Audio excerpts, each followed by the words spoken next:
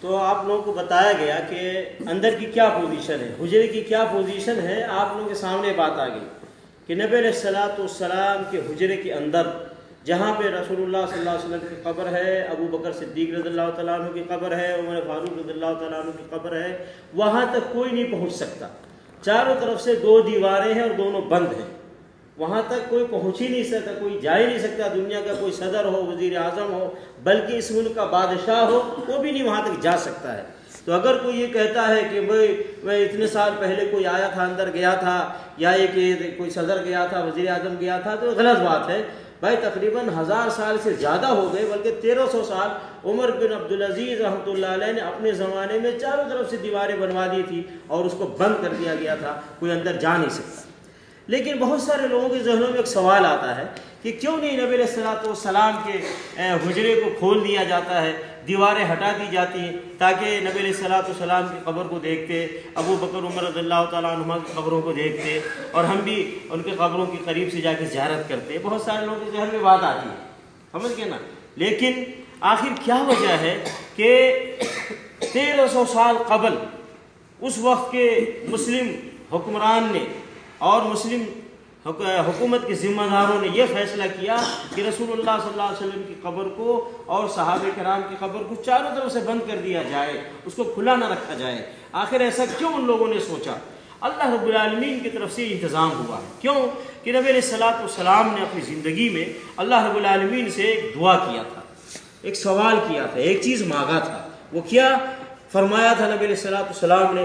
اللہم، اے اللہ، لا تجعل قبری وثنا یعبد، اے اللہ میری قبر کو وثن کے مانند نہ بنا دینا، پوجا بت کے مانند نہ بنا دینا کہ لوگ اس کی عبادت کریں. نبی علیہ الصلوۃ والسلام نے یہ چیز مانگا تھا کہ میری قبر کے پاس آ کر میری عبادت نہ کریں. اس کے لیے نبی علیہ الصلوۃ والسلام نے اللہ سے دعا کی، اللہ سے طلب کیا، سوال کیا، اللہ نے اس کو قبول کر لیا. کیونکہ دیکھیے اگر نبی علیہ الصلوۃ والسلام کی قبر اوپن ہوتی، کھلی ہوتی، یا ابو بکر عمر رضی اللہ تعالیٰ عنہما کی قبر اوپن ہوتی، تو کیا پوزیشن ہوتا، کیا حالات ہوتے؟ آج کل کے جو حالات ہیں مسلمانوں کے، اس کو سامنے رکھ کر ہم اچھی طرح نتیجہ حاصل کر سکتے ہیں.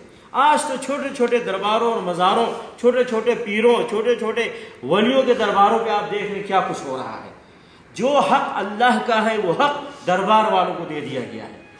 غوث اعظم اللہ ہے تو کسی ولی کو یہ مقام دے دیا گیا، اور غریب نواز اللہ ہے تو یہ مقام کسی دربار والے کو دے دیا، بندہ نواز اللہ ہے تو یہ مقام کسی دربار والے کو دے دیا گیا، اور مشکل کشا اللہ ہے تو یہ مقام کسی دربار والے کو دے دیا گیا.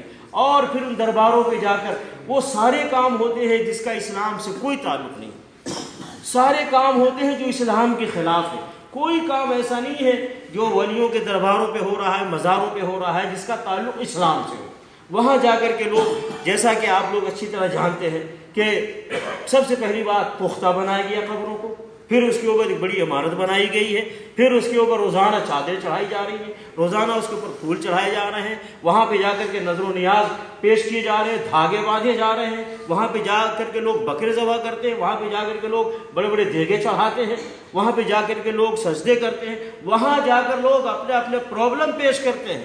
اولاد نہیں ہے تو دربار میں جا کے وہاں جا کر کے کہتے ہیں ہمیں اولاد چاہیے. کسی کا کاروبار نہیں چل رہا ہے، وہاں جا کر کے کہتے ہیں کہ ہمارا کاروبار چلنا چاہیے، ہمارے کاروبار میں ترقی چاہیے.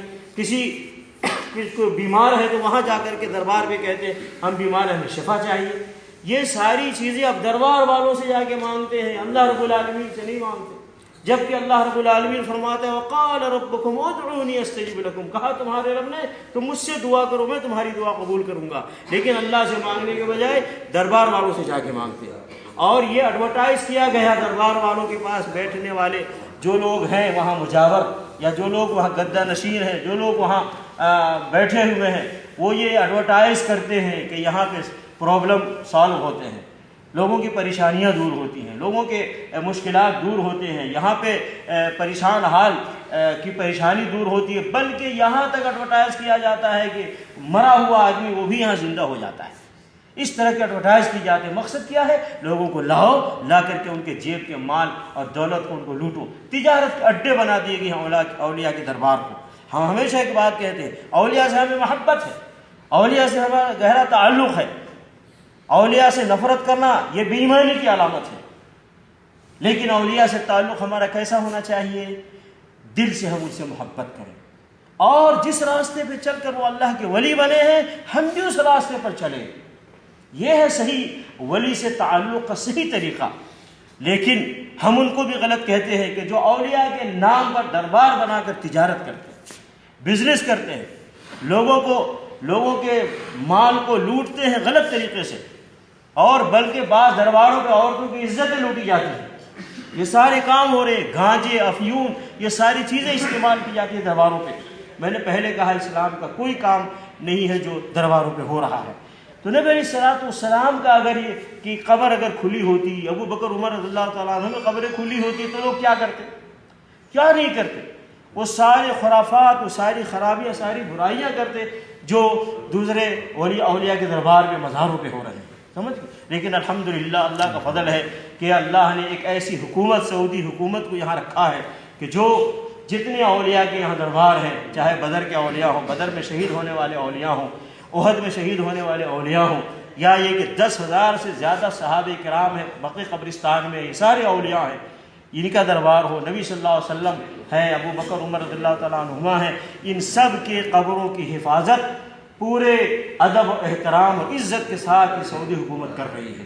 کسی کو وہاں پہ کوئی ایسے کام کرنے کی اجازت نہیں دی جاتی جس کا تعلق اسلام سے نہیں ہے۔ آپ ان سے محبت کریں اور ان کے راستے پر چلیں اور جا کر ان کے لیے دعائیں کریں، آپ ان کے لیے دعا کریں، آپ ان سے نہ مانگیں اپنے لیے، یہ نہیں تعلیم دی گئی ہے۔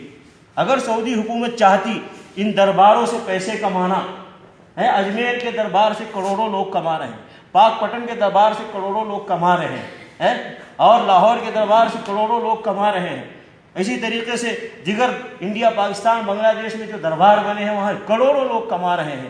کیا سعودی حکومت چاہتی تو یہ شہداء کے دربار، بدر کے شہداء کے دربار پر پیسے نہ کماتی؟ یہ احد کے شہداء کے دربار پہ پیسے نہ کماتی حکومت؟ یہ صحابہ کرام کے دربار پہ پیسے نہیں کماتی حکومت ان کے ذریعے سے؟ ایسے ہی نبی صلی اللہ علیہ وسلم، ابو بکر عمر رضی اللہ تعالیٰ عنہ کے دربار سے یہ سعودی حکومت پیسے نہیں کماتی؟ اتنے پیسے کماتی کہ 50 سال 100 سال کا بجٹ ایک سال میں جمع ہو جاتا۔ لیکن الحمدللہ یہ ان درباروں سے پیسے نہیں کماتی یہ حکومت، بلکہ آپ کو سارا انتظام آپ کے لیے کیا گیا ہے۔ آپ اچھی طرح دیکھ رہے ہیں کہ آپ آئیے، زیارت کیجئے ان اولیاء کی، ان بزرگوں کی زیارت کیجئے شریعت کے دائرے میں رہ کر، اللہ کے حکم اور رسول صلی اللہ علیہ وسلم کے تعلیمات کے دائرے میں رہ کر آپ زیارت کیجئے۔ اور ساتھ میں یہ بھی انتظام ہے، کوئی اگر اسلام کی خلاف ورزی یہاں کی کرتا ہے، اللہ اور اللہ کے رسول صلی اللہ علیہ وسلم کی خلاف ورزی کرتا ہے ان درباروں پہ، تو ان کو سدھارنے کے لیے، ان کو نصیحت کرنے کے لیے، ان کو سمجھانے کے لیے سعودی حکومت نے علماء کرام کو رکھا ہے، سمجھ گئے نا؟ لوگوں کو نصیحت کرنے کے لیے رکھا ہے، لوگوں کو تعلیم و تربیت دینے کے لیے رکھا ہے۔ یہ ہے صحیح طریقہ دربار۔ اسی لیے نبی علیہ السلام، ابو بکر عمر رضی اللہ تعالیٰ عنہ قبریں اوپن نہیں ہے، اللہ کی طرف سے انتظام ہو گیا کہ کوئی قبر تک پہنچ نہیں سکتا، اس لیے وہاں جا کے کوئی سجدہ بھی نہیں کر سکتا ہے، کوئی چڑھاوے بھی نہیں چڑھا سکتا ہے، کوئی رکوع بھی نہیں کر سکتا، کوئی وہاں پہ جا کے نماز بھی نہیں پڑھ سکتا، کوئی قرآن بھی نہیں پڑھ سکتا، کچھ نہیں کر سکتا ہے۔ بس آئے، سلام کرے۔ آپ جب آتے ہیں قبر زیارت کرنے تو صرف اتنا کہیں، السلام علیکم یا رسول اللہ ورحمۃ اللہ وبرکاتہ۔ پھر تھوڑا آگے بڑھے گئے، السلام علیکم یا ابا بکر الصدیق ورحمۃ اللہ وبرکاتہ۔ پھر تھوڑا آگے بڑھے گئے، السلام علیکم یا عمر الفاروق ورحمۃ اللہ وبرکاتہ۔ اتنا سلام کر کے آگے چلے جائیے۔ آپ کی زیارت کرنے کے لیے، سلام کرنے کے لیے سعودی حکومت نے بہترین انتظام کیا ہوا ہے، پورے ادب سے آئے اور سلام کر کے اور آگے چلے جائے۔